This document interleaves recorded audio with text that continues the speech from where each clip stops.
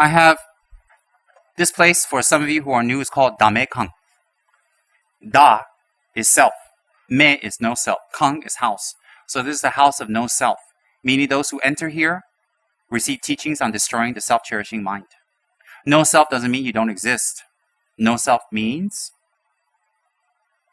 that you don't exist the way you perceive yourself to exist. You exist from truth. So Dame Kang is a house of truth, or house of no self. So what it is, you literally walk into a Dharma disco. And the Dharma disco is more in here. So today when we talk about Dharma, we're going to go into the Dharma disco inside here. This is the best disco. Why is it the best disco? Discos are meant to distract our mind, remember? So why don't we distract our mind here? Why do we always have to distract our mind in the way the planet tells us that we have to distract our mind? There are many ways to distract our mind. Many ways. So if we want to distract it, we can distract it with a drink, or we can distract it with miksama. We can distract it with miksama, we can distract it with meditation or learning Dharma. Anyways, we're going to even if we sit at home, we're going to be here for a few hours, so get ready. But it's going to be the best few hours of your week. Why is that? Because if you're at home, what would you be doing? If you're not here, what would you be doing? You'd be at home with the Astro on, like me, watching it for hours and hours, forgetting about whatever. You'd be going to the gym and doing your nasty little exercises. You never lose any weight at all. How many people you go to the gym, you see how fat they are. You go, why are they here? Okay, so maybe they're new. But then after 6 months, 1 year, you look at them, why are they here? What are they doing? So we want to be like those people who are at the gym and never lose any weight and never gain an ounce of muscle. Have you seen that? So we want to join Dharma and our mind never gets well. Are we in the Dharma for conversation? For juice? To pick up somebody? What are we here at the Dharma for? We're here in the Dharma to transform. So don't be one of those Dharma gym goers who never lose any weight at the gym and never lose any excess baggage emotionally in the Dharma center. So think about that. Is that how your life is? In the Dharma center, you don't lose any excess weight at all, your baggage, your emotional baggage. And then at the gym, you don't lose any kgs either. So when you look inside, a lot of baggage. You look outside, a lot of baggage. Think about it. Some of us are like that. We walk around with all this baggage. Some of us outwardly don't have a lot of baggage. We're quite skinny. But inwardly, we have more baggage, bigger than a sumo. Think about that. So are we going to come to the center like another gym activity? Just do the exercises, but never get any results. And pretty soon you hit middle age. You look at yourself, you say, what's the point? What's the point? What's the point of going to the gym?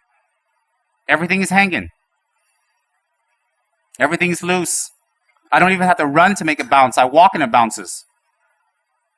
What's the point? Then that's where we come to a point where we're in Dharma. We listen to it. We become Dharma impervious. What it says in the book, Dharma immune. Why is it? Whatever it says, yeah, I heard it. Yeah, I've done that. Yeah, yes. Listen to that one. Yeah. We become impervious. Why? Because we believe that we cannot change. So we become Dharma impervious, and that's very bad. Because those who are Dharma impervious usually are also in life impervious. Impervious means it cannot affect you. It cannot break through. It cannot break through to you. So being impervious to something means it cannot affect you. So if you have a strong body, you can run around in the rain, you won't get the flu the next day. Your immune system is very high. So if you have a strong ego, the Dharma cannot break through. Cannot break through at all. So usually it's quite connected. Why? What we do in our normal lives reflects our mind. It's very important to know that. So to become Dharma impervious is very scary. Why? In life, when we are impervious to things, it's scary. People give us advice, we don't listen. We don't have effort, we don't push ourselves. Our mothers give us advice, we don't listen. Our friends give us advice, we don't listen. And it just doesn't affect us. And we just keep wanting to bring more unhappiness to ourselves and others. We become impervious. And that's very dangerous. Why? Because your old habits took over. For many lifetimes it took over. So if it's like that, you can pretty much assume that the rest of your life is going to be pretty not happy. And death and next life is going to be pretty much unhappy. Why? Your mind now is your same as the mind going to be 5 years from now. It's the same mind. Same thing. Your mind you don't switch minds. You don't open your brain, switch your mind, put another mind in. It's the same. So we can't become Dharma impervious. In life, we cannot be impervious.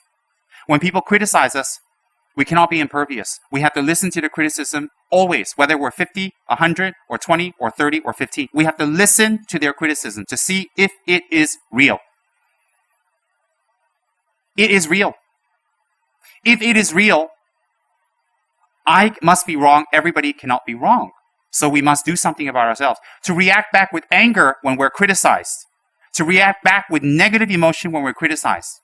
When we react back that way, it is a clear signal that we've been in Dharma, just like going to a disco. Temporary distraction. So we have to stop fooling ourselves like that.